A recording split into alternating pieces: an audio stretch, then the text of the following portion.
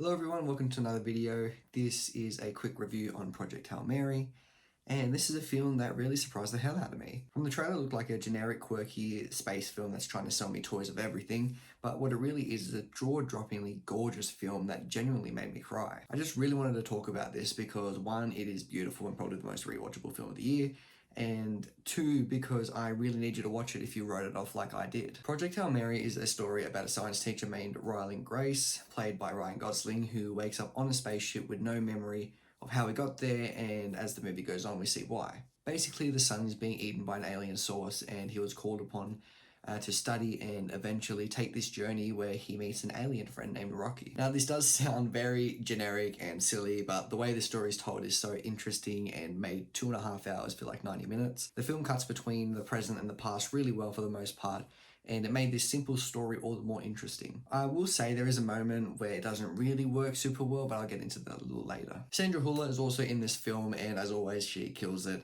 She plays Eva Stratt, who essentially recruits Dr. Grace, and they develop a really interesting and beautiful relationship. Her performance is so perfectly restrained that it made the moments of levity feel so earnest and unforced. She has a moment in the film where she basically goes out of her comfort zone and does something that she wouldn't normally do, and in most movies, it will feel forced and unearned, but it felt natural within the story, so I really have to give credit to both Sandra and the directors, Phil Lord and Christopher Miller. Speaking of, what an interesting catalogue. To go from Cloudy with a Chance of Meatballs to 21 Jump Street to the Lego Movie to 22 Jump Street and to direct this unbelievable odyssey is insane, so props to them. I hope they get all the budget in the world for the next film. But back to the film and the cast. Lionel Boyce is in this, which is so amazing. Shout out Odd Future. He's amazing in this, and the dynamic with Ryan Gosling is incredible. They're so funny together. But unfortunately, that comes with my first criticism of the film, that there are a few moments of humor that didn't land for me and went a little too long. Like, for example, the voices for Rocky. It was funny the first couple times, but it went on for like a minute, and the joke kind of died by then. I will say, though, there are some jokes and deliveries that I feel like only Ryan Gosling could make and be funny. He's just so charming in this film, and every single thing he did on screen made me feel something, and that's really special. He puts forward one of the best performances of his career in this film. It's funny, emotional, dramatic, and he balances these all so perfectly. I can't think of many actors who can balance drama and comedy as well as he can at the moment, and I think his relationship with Rocky is a perfect example of that. A character like Rocky is a really hard one to get right. Like, we want to see that emotional and friendly connection they have with each other, but we don't want it to feel forced and feel like we're being sold a toy like a lot of Star Wars. They toe the line perfectly here, and they have an incredible dynamic that would leave me either joyful or in a ball of tears. Now, I want to talk about the technical aspects of this film because visually this is one of the most impressive and best looking films of the decade. Some of the shots when we're in space are absolutely gorgeous and at its best left me in a trance. There's a sequence in this film that I'm sure you know if you've watched it that was so stunning and beautiful that I don't think I blinked for the entire duration of it. And not to jump the gun or anything, but it gave me a similar feeling to 2001: A Space Odyssey did, in wondering how the hell they did that and just being mesmerized by these shots and these gorgeous, gorgeous things on screen. Like, I can't even put into words how beautiful it was. It was genuinely that good. Like, even just thinking about it gives me chills.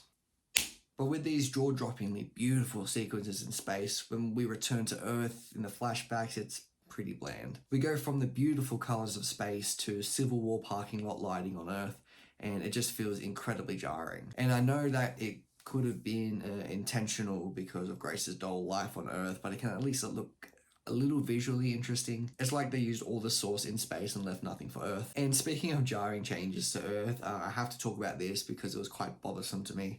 So massive spoilers ahead, so please skip to that time to avoid spoilers. So yeah, ready, 3, 2, 1, let's go. So Rocky almost dies. The whole scene is incredibly powerful and intense, and it left me with watery eyes.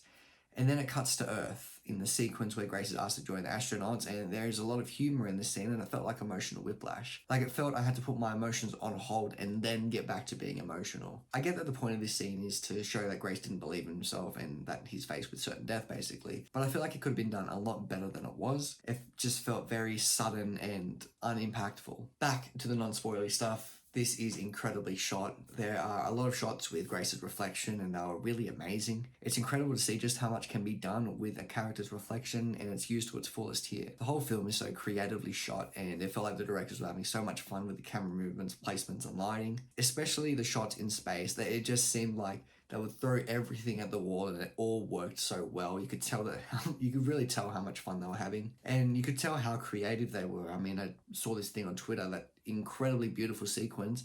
Some of that was done practically, and I really have to applaud them for that in an era of AI and being lazy, doing things lazily.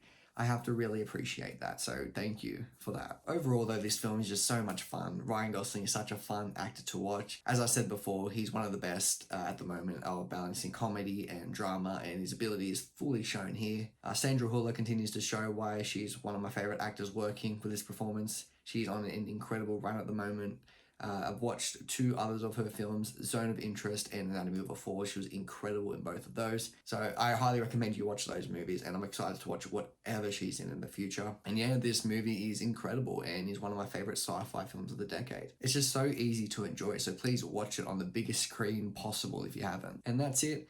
I hope you guys enjoyed this video. If you want a numerical rating, you can visit my Letterboxd in the description. So yeah, don't forget to like and subscribe, and see ya.